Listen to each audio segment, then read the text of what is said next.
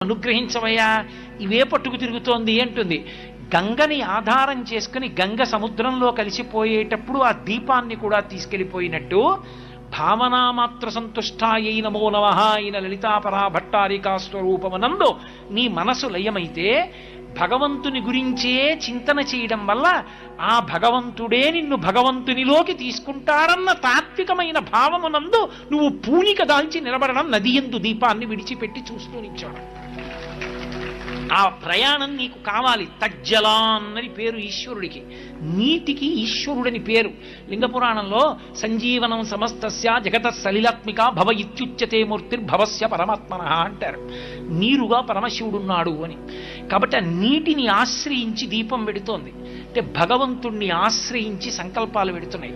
సంకల్పములు ఊపిరి మీద ఆధారపడతాయి.